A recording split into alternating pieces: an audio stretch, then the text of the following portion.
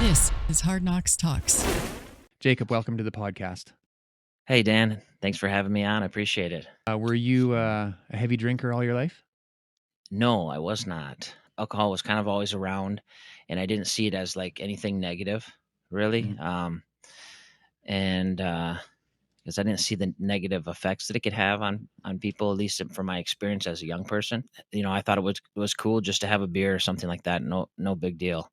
Like one thing that stands out shortly after I moved of my um, out of my parents' house, got an apartment with a friend, and one of our friends had been doing this job where he was cleaning, like um, if there was a fire, he would go in and help clean up the damage so that they could open the operation. And Mm-hmm. there was a bad bar fire, and he says, I need a place to keep it. Can I keep some of it at your apartment? And you can have as much as you want. Like if you store it for me, you can have, help yourself to it. My whole closet was just full of beer. And so I just had an abundance of it. Mm-hmm. At this point I'm underage. Um, I didn't, I care. I'm living on my own now, and I got, I can just do this safely in my house now. And getting things like beer bongs and different things like that, where you think it's cool to see how fast you can, chug a beer. And some people that can kind of set them off, and like they're on a bad course right off the bat, and they can't break it.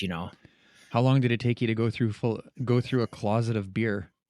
Like, I've never heard that measurement before, but like if there were to Yeah, be one.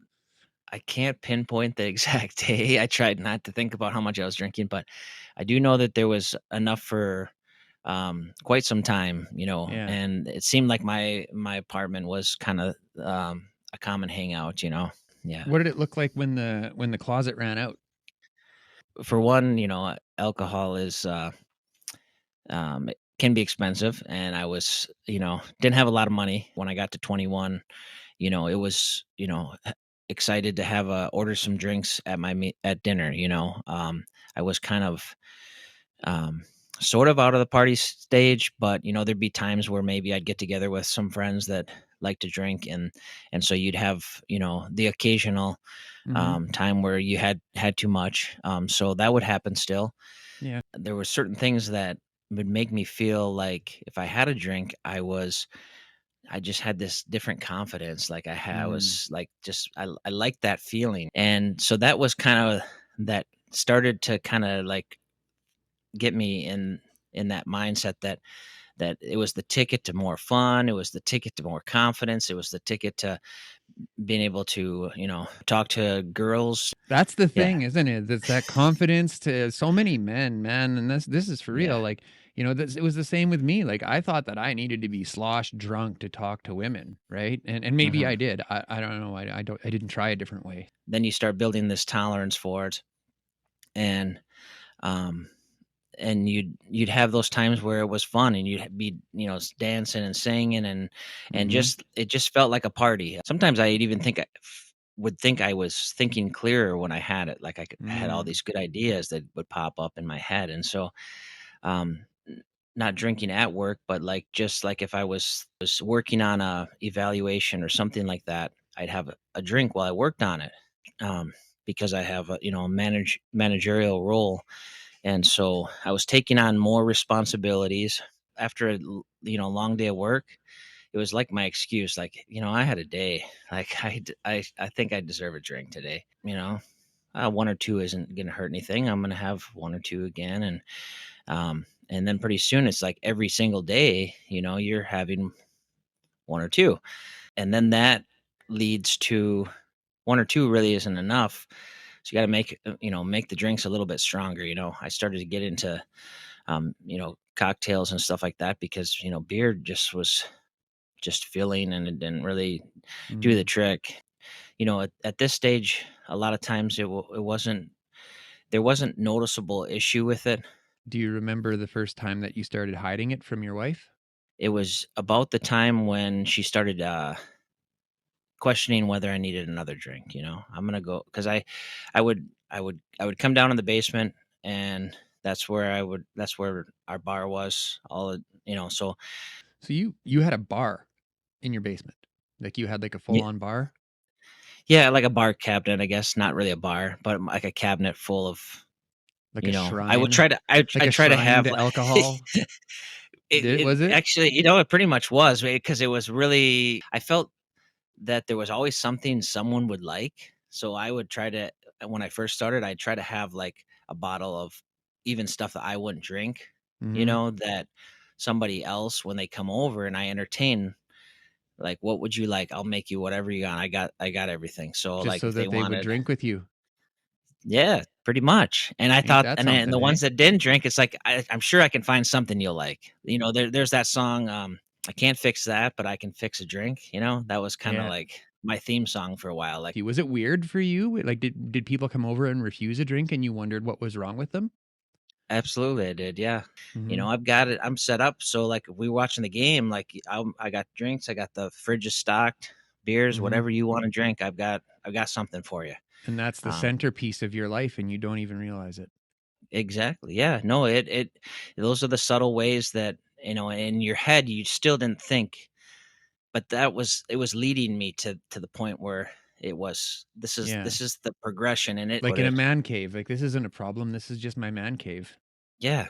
You Yeah. know? Doesn't this is every guy's dream. They got the man cave with a stock cabinet and a Yeah. fridge full of beers. And a big TV to watch while I drink. And yeah, absolutely. And so then you look for any excuse that you could have to drink. You know, and the Football. Packers, I'm a football man. I'm a Yeah. huge NFL, huge Packer fan. Um, and so for me, hey, the game's at noon, perfect time. I got to crack a beer. It's the Packers are playing. That's Hmm. just what you do. That's not and you hear that often still now. I hear it, and I get it, because that's how I felt for a long time. I was kind of in denial to an extent, right? And I tried as best to look like everything's fine, everything's normal. Like, you see it on the, and a lot of it's, you look at the commercials, the media, everything is showing that it's totally normal to have a good time. Like, I did my best to make it look as normal as it can be. So my wife would, she can drink, and she still does, and she can drink, and she can stop at one drink. So for her, it was kind of like, do you really need that? You really need that drink? And and then I'd kind of get defensive, like, well, what's the big deal? I'm home. I really needed that drink. I wanted that drink. And so it became that I was like a slave to that drink. And so I get defensive, like, "So what's the big deal?" And so you think, okay, maybe I'm gonna, you know, need to make my first drink a little bit stronger then. Then it doesn't look like I'm having another drink. So you mix up these Yetis, or you mix up and you can put as much alcohol as you want in it if nobody's looking. That's kind of how it started. You Mm. start doing that. So now And you're hiding it. yep, Do you and then you remember? start. You remember Yes, how that felt? felt really bad. Yeah, Did it felt feel like bad, or did it feel good, like you were getting away with something? it didn't feel good that I had to do that, Yeah. but it felt good that I had found a solution to what I Yeah. perceived as a problem. As like, how can I drink what I need to drink without starting an argument? I can make the drinks stronger. I can have a flask hidden over here. I can have I can have a cup over here, and then I can have my show cup right here, as Austin Carr would put it. Um, I have my show drink, and then I can have all these other ways that I can, hide it, and somehow in my head still think it's okay. Like, there's Mm. nothing wrong with that. Well, I'm nobody's just mad trying to keep anymore, the peace. so Yeah, nobody is mad anymore. I am the best. I found a solution. Yep, Yeah, yeah. yeah. I'm really big into snowboarding. Mhm. Um, m my wife and my wife's way better snowboarder than I am, but I enjoy it, and like I said, she can um, control her drinking just fine. So Mhm. for her, it's like, "Hey, we got the day off, we're on the slopes, let's have a Bloody Mary." And I just remember how good I felt in the day drinking. That day drinking was awesome. Mhm. And I was like, wow, you can feel this good in the morning too, and and I wanted to stop, like let's keep it going. And so then you kind of looked for any excuses to have those type of things. Like we're snowboarding for today. Like I'm just gonna mix up a drink here in my Yeti, and um and I'll just like sip on it, Mhm. and at that point I can kind of just mix as many drinks as I want as long as I do it, when nobody's looking. That's where it started to get dangerous and Mm. started to have some real negative effects on my life. You don't need to drink every day, that's what something I remember my wife saying to me, and she was dead right, but and so like, okay, well, yeah, all right, I'm gonna try not drinking like Monday, Tuesday, Wednesday, Thursday. There's Thursday night football, so I should be able. That's what I'll start. Things. Um, and boy, those were off. Those days off, I just couldn't stand it. And so I tried for a little bit, and then pretty soon I'm back in the same habit. It's like, man, it was just such a bad. Today was just. I really need a drink today because. Oh, you would never believe what happened today. Mhm. And whatever it was, it's like I blew it up in my head, and part of it is alcohol amplifies your anxiety and Yeah. makes things seem so much bigger than they are. And Mhm. so it's just a never-ending cycle where you just gotta have it to, and so yeah, Did you ever but find yourself making your day worse on purpose so you had a reason to drink? I probably would over exaggerate things, yeah. Yeah. I mean, maybe it's like that wasn't that big of a deal, but in my head and my story is Yeah. this was really like nothing went right today, you Yeah, know. yeah. It was really affecting our relationship in a negative way. A lot of fights. I was defensive all the time. Um, and just very selfish. I had become very, very selfish person. There was good parts to it. I'd like to think I was a good father for the most part, but at the same time, I was spending more time, you know, trying to find out when I could get my next drink than trying to find more time to, So be a dad that I need to be. So your uh your goal was to schedule your drinking time, not your family time. it had become that. That's what it had become because I was a slave, and that's what it's like. What Yeah. this addiction is like you are a slave to that drink. It's like you're in these chains, and it's just like walking you down to the closet, and like I Mhm. should have. I can't. I don't want this. Yeah, you do. Yep. Yep. Here, Mhm. you'll feel better. But I'd start to have like where my legs were just really sore and really tight. Um, Painful, like waking me up at night, and I'd have to Mm. get up to sleep through the night. I have to get up and stretch. It's like, man, there's something is not right here. Pretty soon, everyone's locked out. We don't have nothing to do. We can't do nothing. And I'm an essential worker, and I work in the hardware industry, and Mhm. it is busy because everyone is home.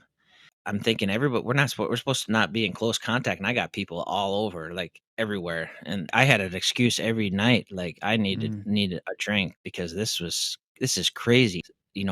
I'd stay up after my wife would go to bed, and I'd stay up and have some drinks and and eat pizzas and stuff that I shouldn't.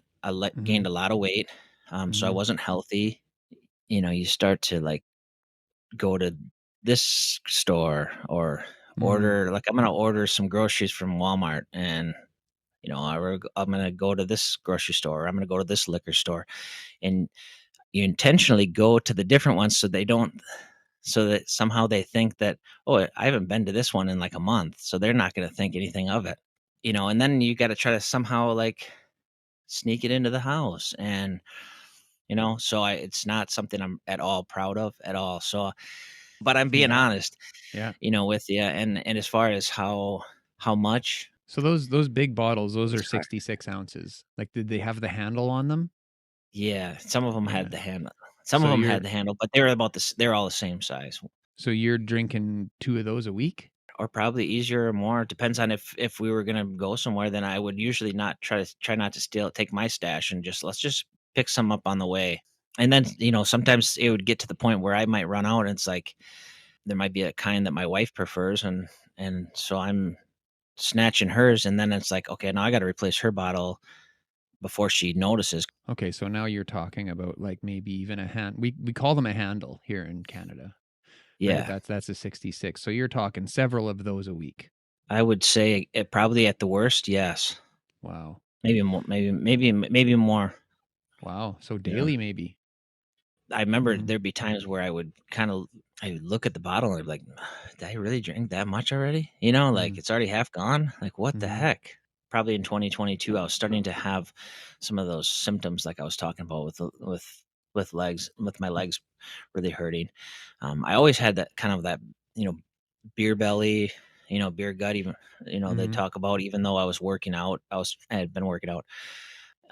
2023, the early part of the year, I just was starting to not feel very good. And I was really anxious all the time. Like I felt like I got, like the anxiety was just crazy.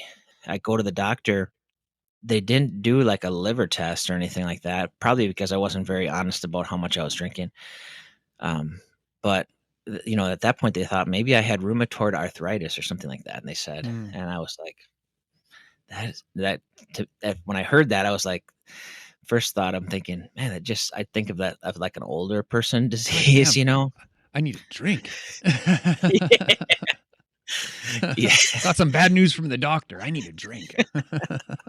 A lot of times when your liver starts to fail, Mhm. um, or it starts to show up in these little subtle ways, and that's Mhm. one of the symptoms is you can get, um, you know, real stiff joints, and you start maybe get some neuropathy with it, where you get some tingling in your legs and stuff like that.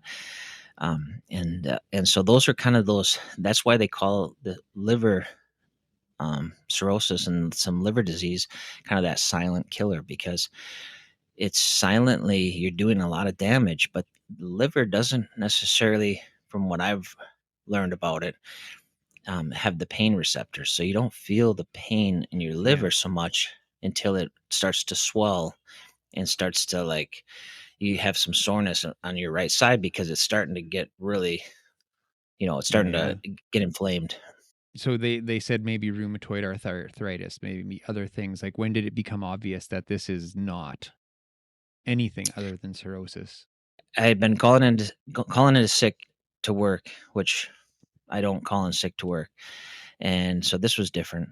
And then one evening, um, one of my daughters said, "Dad, your belly looks funny. Like, you look like you're pregnant. Like they make fun of your beer belly or whatever."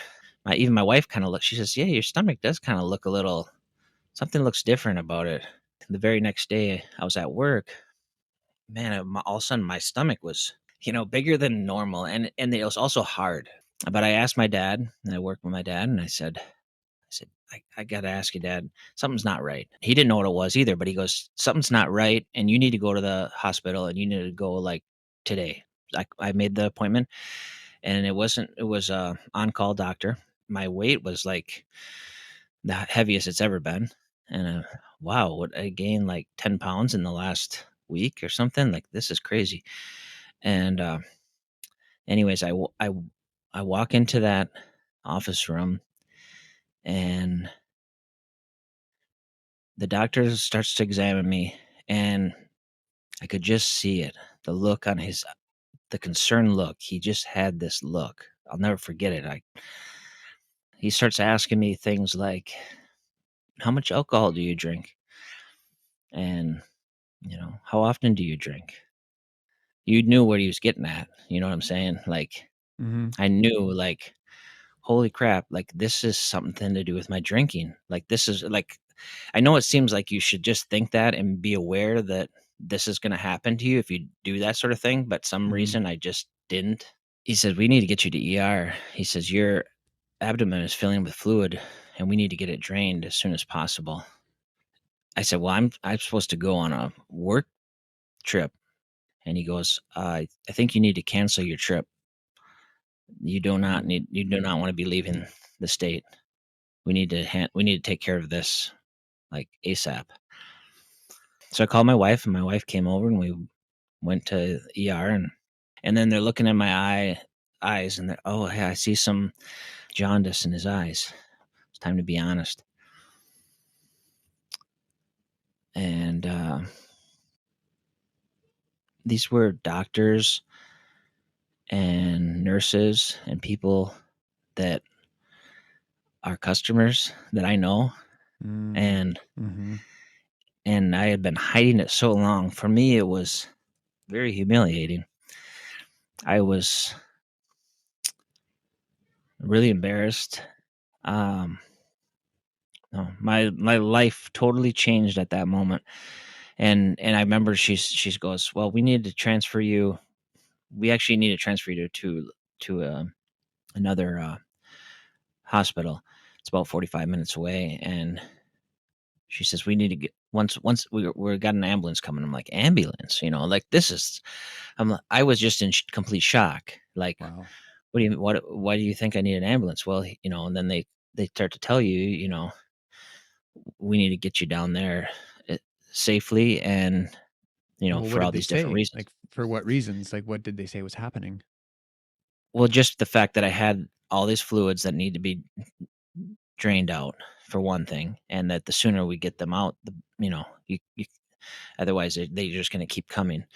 Was pretty much the reason.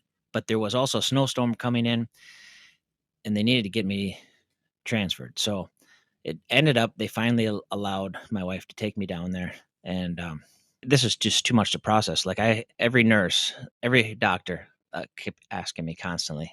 That's when your urine is really dark, like cola dark, and you start.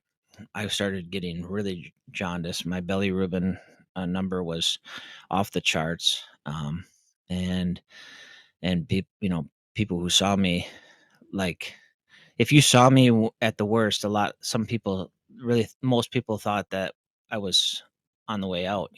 They said, like, you'll never be able to drink again, and that was terrifying. Just hearing that, actually, Mhm. and then trying to think, like, never ever again. I got to go the rest of my life without drinking. Like, I can't ever have a drink ever again.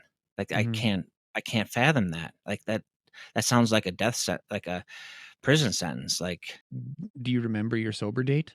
the sober day was when I went into ER. That was my last day. Okay, let's take a quick break and hear from today's sponsors, and then we'll start talking about recovery. Since 2008, 1,500 workers have stood up for themselves and won their union with SEIU West. Workers came together and won better conditions for health and safety, better pay, respect on the job. It's your turn to win. Canada deserves better. Workers deserve better. You deserve better. Visit seiuwest.ca, link in the show notes, and click on contact so we can help you and your coworkers win your union. Wellness News Choice for Healthy Living is a local resource that works to connect people to health and wellness related products, services, and expert advice from industry professionals, locally allowing us to connect and engage. Check out wellnessnews.ca or skwellnesshub.ca today to learn more. If you'd like to see our content uncensored, we are now offering channel memberships. There is a lot of things we can't show you without getting restricted, so if you want the full conversation or to check out our merch, or if you want to show us some love and buy us a coffee, all of those links are in the show notes below. Liver transplant wasn't an option for me. So I remember sitting with the doctors as we're talking about it, and the doctors were very nice, and very caring, loving doctors. And this one particular doctor, I remember I'm sitting on the sitting in my bed, and I'm like, is there any chance that the liver could heal on its own? He put his arm on my shoulder and just kind of rubbed my back and didn't say nothing. And his silence, gave me my answer. And that they had palliative care coming, basically, like, we want to make sure you're comfortable. So it was kind of like, I didn't really understand exactly what they were doing, but because they're asking me, are you in pain right now and stuff like that. And at that point, I was pretty well. It was under control, but at this point, I'm very yellow yet. I'm skin and bones. I lost about 60 pounds Over how long? in like a couple months, Wow. or so. And so they're basically setting me up for make sure I'm comfortable. I'm going to be comfortable in these last days, last months of my life. And there was a specific doctor there that she says she wasn't one of our doctors at all. She was actually there because one of the other doctors was had the day off. Mm. And so she was kind of there, and she goes, so what's next for you guys? And asking my wife and I, well, we're not really sure. We kind of, we're kind of we got to start over now, figure out what's next, And she said, have you ever thought of functional medicine? Have you ever heard of functional medicine? And Mm. my wife said that was like kind of like an answer to her prayers, because she, had kind of started to look in that, but that's not something that's very commonly spoke about in Western medicine. They don't really, there's kind of for whatever reason, they have different viewpoints on things a lot of times. But this doctor did bring it up because she saw we had no options. We were at the point where it was like just go home to die, basically. And she said, "Have you, there's these ALA infusions that have had really good results. And there's a doctor that I know, he's in New Mexico that does these." And she kind of got us started in a different like mindset. She threw us a lifeline, like, Mhm. hey, there's something here. So she made this appointment, and it was a ways off. So it's just kind of like at that point, I'm just at home a lot. Um, you know, a lot of times by myself. I remember times where seeing um, some people come over and visit with me, and they'd go and they play catch out in the yard with my daughter, or they be playing out there, and I sitting on the couch because I don't have the energy, I don't have the strength to be out there. And I'm just thinking, man, I'm gonna miss out on all this. Like why it was not worth it. Like Mhm. I have a beautiful family, 3 daughters, wife. I'm gonna miss out on all this because of choices that I made. They say ignorance is bliss, but ignorance is really dangerous. And I didn't realize the kind of damage and how this could happen to me. Yeah. And I remember sitting down in my downstairs here, probably in the same chair actually, or a similar chair, and there was another doctor, Dr. Ron, and my wife's. He was really hard to get into as well. He's a functional medicine doctor. Anyways, she comes down. She says, "Dr. Ron will see you." And in my mind, I'm thinking, "Oh, that's great," but like I don't want to see another doctor. I've seen so many doctors. What is he gonna, be able to do for me? I don't know if I really want to see another doctor. Mm. She So you're goes, just you're just "Well," waiting to die, and you're thinking maybe a doctor will just maybe yeah, prolong that a little bit. right. And she goes, "Well, you're going." What's your name? And what's that? What's My your wife's wife's name? name? Yeah. Alicia. Alicia. Alicia. Way to go, Alicia. Way to be a Yeah, hard she said ass. exactly. So she says, "Well, you're going." And she called, and we talked to Ron, and he's like, "I'm not sure that I can't promise anything, but I'm going to give it my best shot, and I think, we might be able to help you. We might be able to fix this. It's going Mhm. to take a little time, but I'm going to try give it my best shot." And so he gave me that feeling like I could get better. You mean I could Mhm. get better? Well, this possible. The other doctors at that point had kind of thrown up their hands, like there's nothing more we can do. Yeah. And I felt like Dr. Ron rolled up his sleeves, and Dr. Maris at Forum Health, they rolled up their sleeves and said, "What can we do?" So Dr. Ron, he really focused on, diet, and then he would make sure that I took certain supplements that were, um, the right supplements to help, you know, detox my liver, bring down the inflammation. I was getting results from going to him, Wow. and then Forum Health, Dr. Maris, that was the ALA infusions that the doctor in the hospitals had talked to Alicia about, Hmm. and I started doing those. What you said was like the biggest thing was like someone gave you some hope. Do you Mhm. think that was like amongst the most powerful medicine that you received?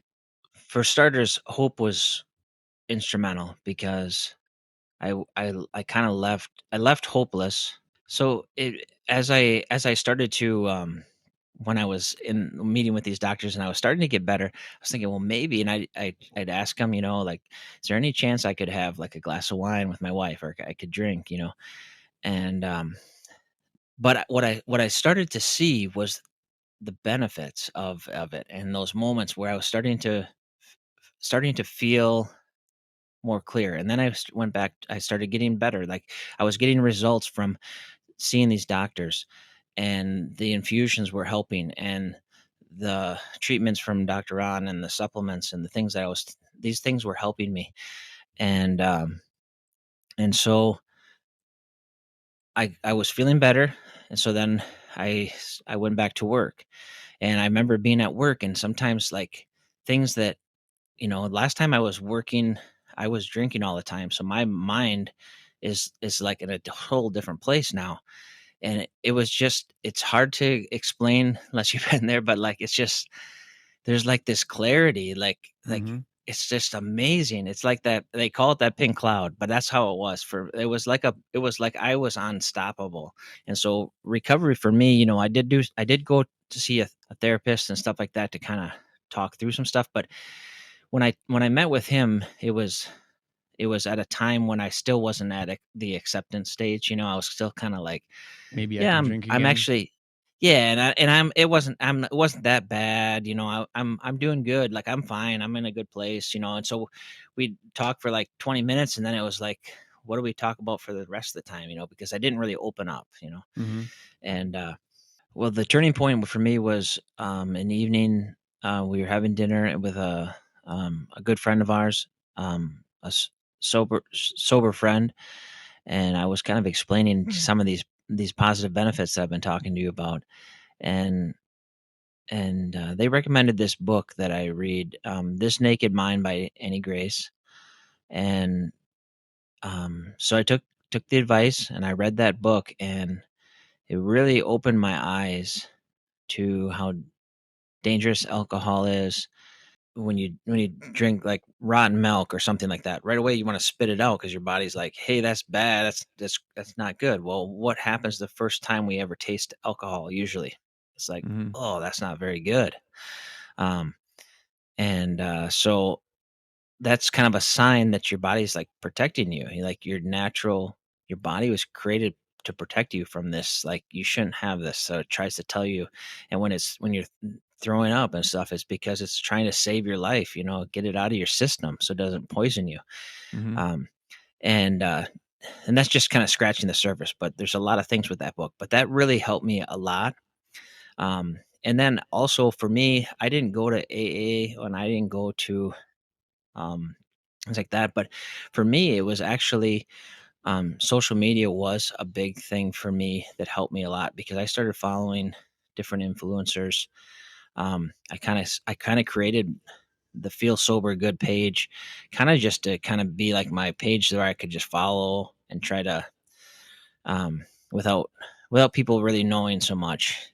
There's so much stigma with it.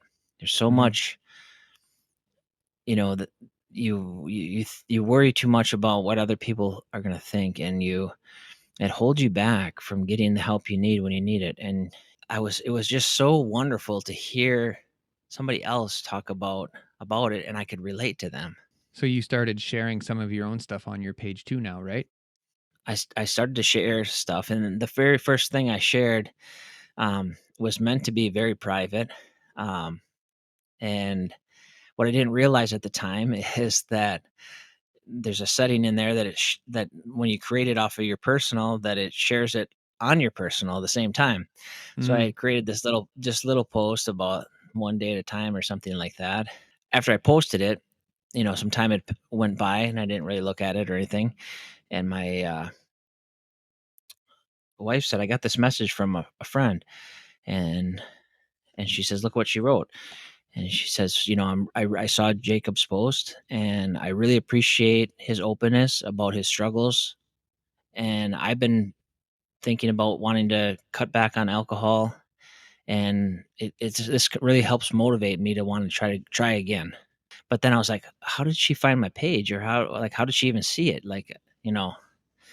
And my wife goes, well, you posted it on your personal page, your personal. And I was like, I did what? And so then I had this panic attack. Mhm. And I guess once I started seeing the support and all these messages of support and people private messaging me, thanking me for coming, sharing it, and maybe expressing some feeling like it's a safe place maybe to express their own struggles. I saw that this is impacting a lot of people, and it's impacting a lot of people silently. Mm. And Mhm. that kind of motivated me to say, man, I need to be more open about this. Like, by holding it in and hiding it, like, it's not going to help anyone. Like, people just think I got some, they don't know exactly what happened. They don't think I was much of a drinker. They don't think it was alcohol related. Mhm. So what caused my liver cirrhosis?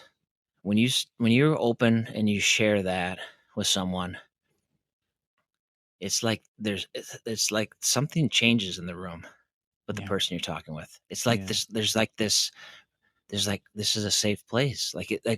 Hey, he's gonna tell me that some stuff like that. Like, I feel comfortable. Like, this is something I'm struggling with. So where can people find you? They can find me at Feel Sober Good on Instagram. It's feel_sober_good. And I'm on TikTok as well, a Mhm. little bit. Can I add just two more things that I Yeah. want to just mention? Yeah. I think it's really important too. The one thing that's really helped me on my recovery is you need to replace the drink with something else that is of an interest. Mhm. Um, I see you have a guitar in the back. Taking up music, learning an instrument. Mhm. Um, for me, it was going to the gym, exercising. Like, that was a way that I could use to release my stress from the day, and it was a healthy way to do it. And so that's what I would really encourage, because if you just quit drinking, sometimes that seems boring and stuff like that. And maybe it's just a walk, maybe it's um, getting together, having coffee with a friend. There's so many different things you can do. And the other thing is, um, because alcohol is so widely accepted, people will look down on somebody who struggles with drug addiction, or, and I kind of was like that, like, I was like, I don't have a problem, but clearly I did. Mhm. And I think that can be a trap. And it was kind of a trap for me. And sometimes it can look like, from the outside, like everything's great. If you're not open and honest, it can catch up with you, Mhm. because it caught up with me, and it silently caught up with me. And Um, and so I just, if you need help, it's okay to ask for help. I got a lot of support, and I know that there's a lot of people that, if you are in that place and you're kind of like not sure what to do, if you really want to try to fix this, if you really do, tell someone you love and get the help you need. There's so much life. It's so life changing. Like, my life is so much better, like 100 times better. Like, I can't even put it into words. Makes you want to take in the moment and thank God that each day you got to live. Yourself, like 5 years from now, will thank you. Thanks so much for joining me today, Jacob, and take good care. Yeah. Thanks, Dan. Hold up. If this hit home or made you think, Help us get these stories out there. Smash that like button, drop a comment, and before you go, check out another episode. The more you engage, the more the algorithm shares these voices with the people who need to hear them.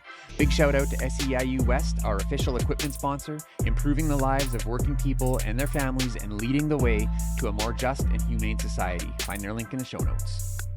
Say, this is Hard Knocks Talks.